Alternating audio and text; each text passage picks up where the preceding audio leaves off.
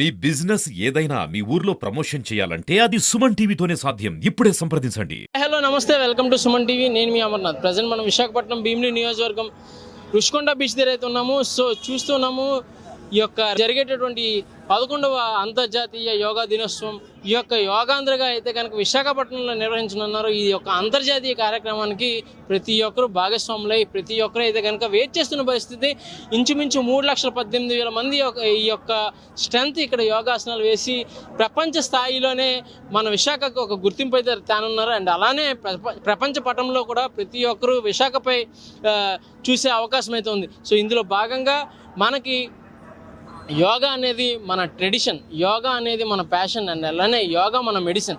So ఇటువంటి యోగాని ప్రతి ఒక్క ఇంట్లో ప్రతి ఒక్క మనిషి అలవరుచుకోవాలనేదే మోదీ గారి యొక్క బలంగా వినిపిస్తున్నటువంటి ఒక స్లోగన్. సో ఇటువంటి సిచ్యువేషన్లో మనం చూస్తూ ఉన్నాము. జరిగేటటువంటి 11వ అంతర్జాతీయ యోగా దినోత్సవం ఏదైతే యోగాంధ్ర కండక్ట్ చేస్తున్నారో మనం కంప్లీట్గా ఇక్కడ అరేంజ్మెంట్స్ అయితే కంప్లీట్ అయ్యాయని చెప్పొచ్చు. అండ్ అలానే ఎల్ఈడి స్క్రీన్స్తో పాటు అండ్ మొబైల్ టాయిలెట్స్ అండ్ వచ్చే ప్రతి సామాన్యుడికి ఇక్కడ గ్రీన్ మ్యాట్స్తో అండ్ వాళ్ళు కూడా ఫోమ్ మ్యాట్స్ ఇవ్వడం జరుగుతుంది. అండ్ వాటర్ సప్లై ప్రతిదీ పిన్ టు పిన్ డైరెక్ట్గా ఆంధ్రప్రదేశ్ ముఖ్యమంత్రి శ్రీ నారా చంద్రబాబు నాయుడు గారే పర్యవేక్షించిన పరిస్థితి అయితే కనిపిస్తోంది. ఇక్కడ ఎమ్మెల్యే ఎమ్మెల్సీ ప్రతి ఒక్కరూ ఇందులో భాగస్వాములై వచ్చి వాళ్ళు సొంతంగా వచ్చి చూస్తున్న పరిస్థితి కనిపిస్తుంది. ప్రజెంట్ సమయం అయితే కనుక 11 కావస్తుంది. ఈ సమయంలో కూడా విశాఖపట్నం భీమిలి నియోజకవర్గం శాసనసభ్యులు శ్రీ గంటా శ్రీనివాసరావు గారు కార్యక్రమాన్ని అయితే కనుక పర్యవేక్షించడానికి అయితే వచ్చారు. పరిశీలిస్తున్నారు ఎటువంటి పనులు ఎంతవరకు జరిగినాయి అని చెప్పేసి. చాలా వరకు 99% వర్క్స్ అంతే కంప్లీట్ అయిపోయినాయి. అప్పటికీ కూడా ఆయన వచ్చి పర్సనల్గా చూస్తున్న పరిస్థితి కనిపిస్తుంది. ఒకసారి ఆయన మాటల్లో మరిన్ని వివరాలు తీసుకునే ప్రయత్నం చేద్దాం. సార్ నమస్తే సార్. సార్ చూస్తే కనుక ఒక పండగ వాతావరణం విశాఖపట్నం మొత్తంలో. సో ఏ విధంగా దీన్ని కేంద్రీకరించుకుంటున్నారు? జూన్ 21 అనేది ప్రపంచం మొత్తం కూడా గుర్తుకు పెట్టుకునే విధంగా, మన విశాఖ వైపు చూసే విధంగా వరల్డ్ యోగా డే జరగబోతా ఉంది. ఇప్పటికే విశాఖపట్నానికి ఒక ప్రత్యేకమైన గుర్తింపు, గౌరవం ఉన్న నగరం ఇది. ఒక సిటీ ఆఫ్ డెస్టినీగా ప్రశాంతతకు మారుపేరుకున్న ఈ నగరంలో మరో హిస్టారికల్ ఈవెంట్కి నాంది పలకపోతా ఉన్నాం.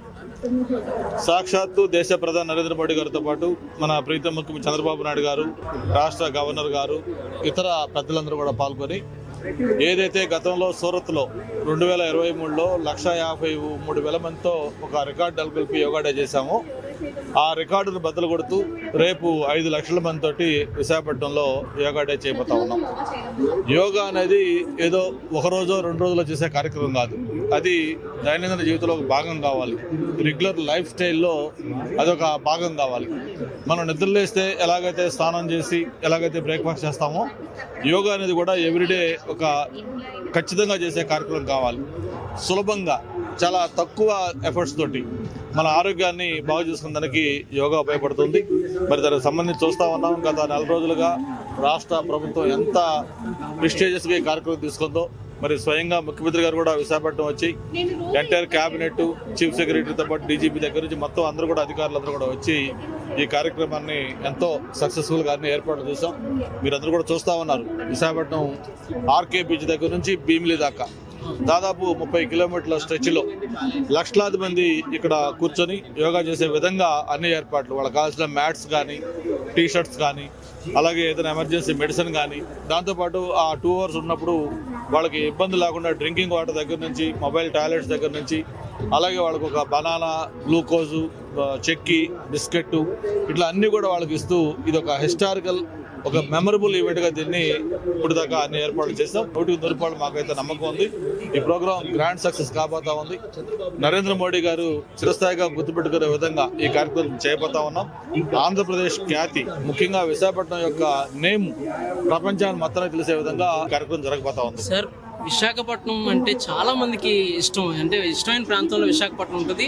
అటువంటి అంతర్జాతీయ స్థాయిలో ఈ యొక్క ప్రోగ్రామ్ ఇక్కడ జరగనుంది. రేపు పొద్దున్న ఇక్కడికి వచ్చి పెట్టుబడులు కానీ లేదంటే వీటిల్లో కూడా ఏమైనా మార్పు వచ్చే అవకాశం ఉందండి? డెఫినెట్గా ఎప్పుడైనా ఒక పాపులారిటీ, ఒక ప్రాచుర్యం అనేది ఒక ప్రాంతానికి చాలా చాలా అవసరం. అందులో ఆల్రెడీ వైజాగ్ ఇప్పటికే చాలా ముందుంది. వైజాగ్ అంటే ఒక సిటీ ఆఫ్ డెస్టినీగా, ఒక పీస్ఫుల్ సిటీగా, ఇప్పటికే అనేక రకాల పరిశ్రమలు ఇక్కడికి వస్తూ పెట్టుబడులకి ఇది ఒక సెంటర్ ఆఫ్ అట్రాక్షన్గా ఉంది. మరి రేపు జరిగే ఈ కార్యక్రమంతో వైజాగ్ యొక్క నేమ్ అండ్ ఫేమ్ మరింత ఇంకా పెరిగే అవకాశం ఉంటుంది. భవిష్యత్తులో మరిన్ని పెట్టుబడులు ఇక్కడికి వచ్చే అవకాశం ఉంటుంది. ప్రత్యేకించి ఇక్కడ యువతకి మరింత ఉపాధి లభించే అవకాశం ఉంటుంది. అందుకే ముఖ్యమంత్రి గారు ఈ కార్యక్రమం పట్ల ఇంత స్పెషల్ కేర్ తీసుకున్నారు. ఎక్కడ కూడా చిన్న అవాంతరం జరగకుండా, చిన్న అసౌకర్యం లేకుండా ఒక మైక్రో లెవెల్లో కూడా మెటిక్యులస్ ప్లాన్ చేసి ఈ కార్యక్రమాన్ని ఒక హిస్టారికల్ ఈవెంట్గా చేపడతా ఉన్నాం. Okay sir, thank you sir, thank you. Srinivasarao garu చెప్పినటువంటి మాటలు. ఈ యొక్క కార్యక్రమం అంతర్జాతీయ లెవెల్లో విశాఖపట్నాన్ని యావత్ ప్రపంచ పటంలో అయితే కనుక అందరూ చూసే విధంగా అయితే కనుక ఈ ప్రోగ్రామ్ చాలా కీర్తిదాయకంగా ఉంటుందని చెప్తున్న పరిస్థితి. కెమెరామెన్ శ్రీనుతో అమర్నాథ్, విశాఖపట్నం, సుమన్ టీవీ, భీమిలి.